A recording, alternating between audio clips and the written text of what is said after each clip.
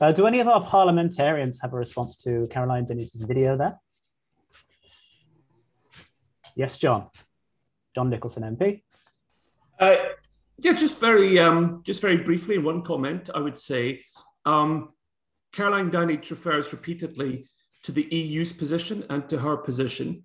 I've asked her if she'll publish those two positions. I don't mean to be distrustful, but I'd very much like to see the paperwork that proves the position she alleges the EU took at the time. And it's notable that she refuses to publish any of the paperwork. I just put that on the table for general observation. Thanks, John. We did put an FOI request in at one point. I need to chase that up. I'm not sure what happened. I think we were told it was of no interest to us. Following up, can I now ask Bernard Jenkin, do you have anything to say in response to Caroline Dineage's comments? Yes, and I think I was just about to put in the chat, but I might as well say this so that everybody hears it. I think I'm going to advise the government just to stop trying to explain what's happened in the past, because that's not what really I think Ian's point is absolutely right, that we need to start looking forward. Can I just say, I completely understand why people are so angry and they're going to carry on attacking what the government's done, but I don't think it's doing the government or anybody any good trying to respond to that.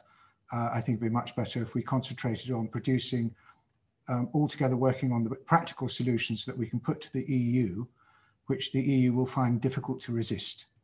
And if the EU, and John, I perfectly understand it's what oppositions do, is try and get government publish things.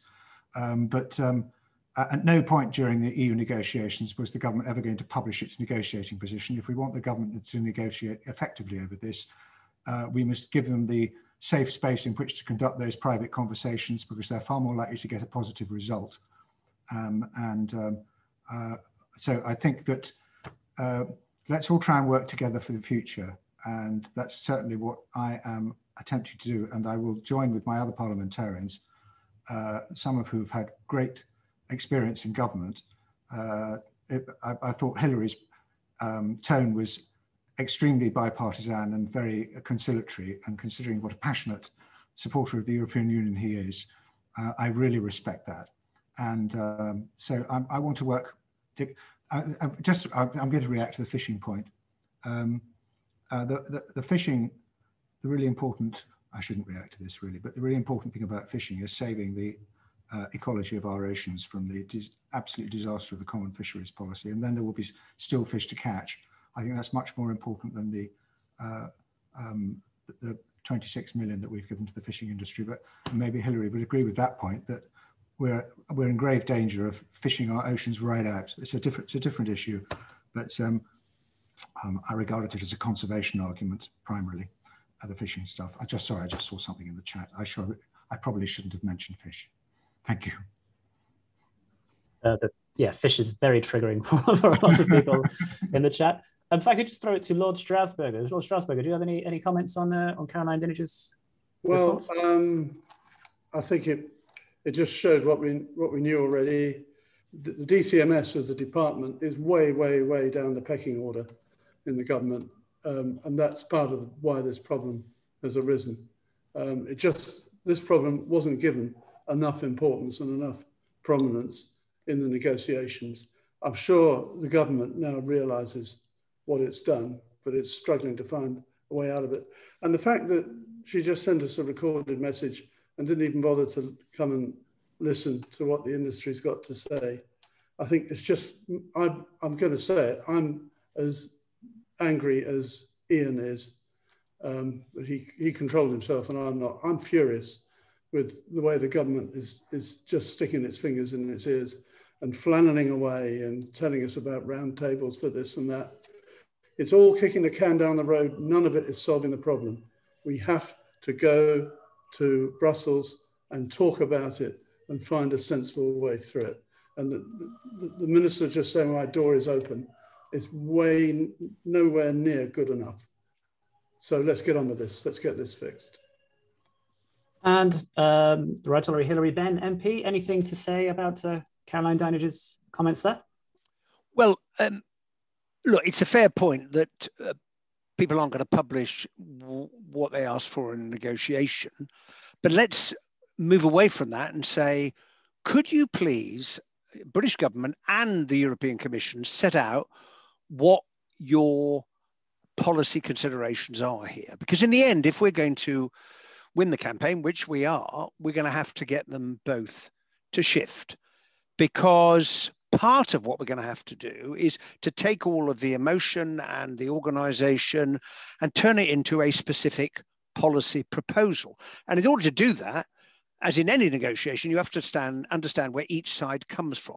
Now, I think Lord Strasbourg has just made a really important point about DCMS, because Caroline Dinage referred twice to control of our own borders. That is the Home Office. DCMS doesn't control Home Office policy. The Home Office controls Home Office policy.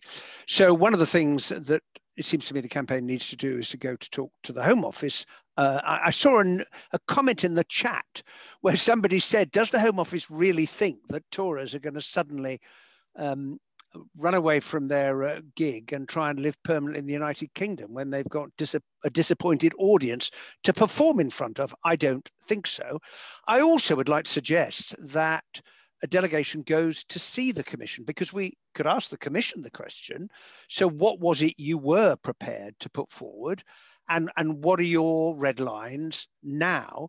Because we need to understand the two positions to try and find a way forward. Thank you.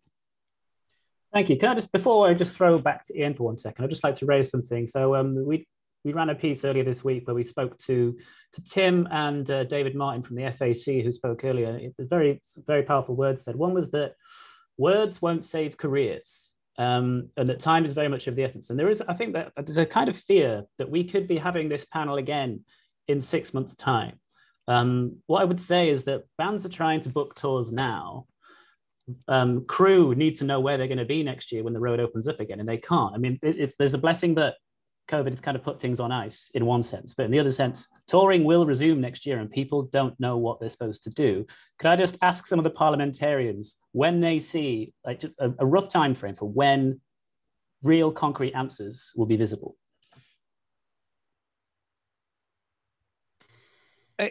Well, if I can attempt to answer, we'd love to be able to say that. I don't think anybody can, for this reason. You have to get the UK government and the Commission to be willing to reach an agreement, and that is about the politics, and that's about pressure not just in the United Kingdom, but also from our friends and colleagues in the various countries of Europe. And you need a proposition. So the sooner there is a proposition which understands where each side is coming from, which tries to address it, then we can move beyond who said what to whom during the negotiations, which is history now. It's, here's a proposal, what's your problem with this? And in order to do that, we've got to understand what the concerns of the two parties are today. And that's why we need to intensify the efforts that we're making to talk to people. And so I put top on the list for early meetings for the campaign, 1, the Home Office, and 2, the Commission. I would like to support everything that Hilary's just said there. He's right on. I think there is a logjam. There is an amount of people who are standing on each side of the channel saying, after you, Claude, now, after you, Cecil, or whatever it was. There is a logjam and we have to find a way to break it. I'm working on something at the moment. I really would rather not say what it is at the moment, but I'm working on a way to kick that door down and get the conversation going.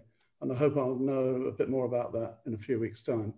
But it's impossible for any of us to predict when this is going to be over, but it needs to be as soon as possible.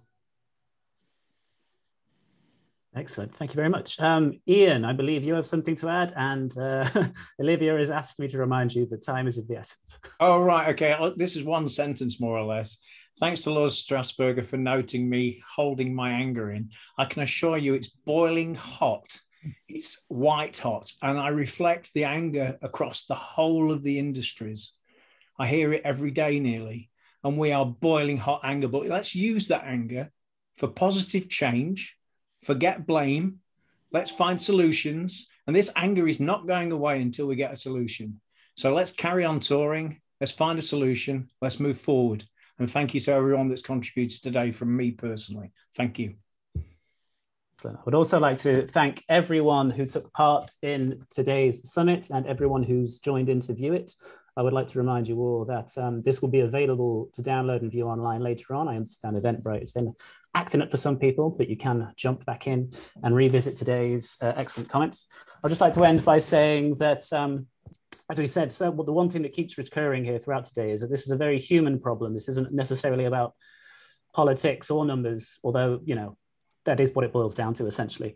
What I would like to say is that art should not have a glass ceiling. Culture should not have any borders. A way of life for thousands, and our greatest export is at risk. These should not be sacrificed in the name of politics, but now politics and people power are our only way out. So I'd like to ask everyone on this call and everyone viewing this later to do what you do best and make some noise. It's what we're here for. So just to say what you can do, of course, you can go and sign the original petition and share it with your friends, share it far and wide. 280,000 is probably not enough. Follow the Carry On Touring campaign on Twitter and retweet all of the material. Of course, sign this letter to Lord Frost. That is absolutely essential. Tweet to your MP and ask if they are supporting the Carry On Touring campaign, because if they aren't, they should, because everyone's constituents needs culture. How would we have got through a lockdown without culture? I have no idea. Spread the word. Touring as we know it is no longer possible. And of course, continue to carry on carry on supporting Carry On Touring. Sign up to our mailing lists. Keep in touch, because as we've said, this isn't going away. We will continue to talk about this until it's sorted, which by the sounds of it will be for months to come. So please keep abreast of all the news and keep active and keep making some noise. Thank you very much, everyone. Well done, Andrew. Thank you. Thanks, Andrew. Cheers. Yes.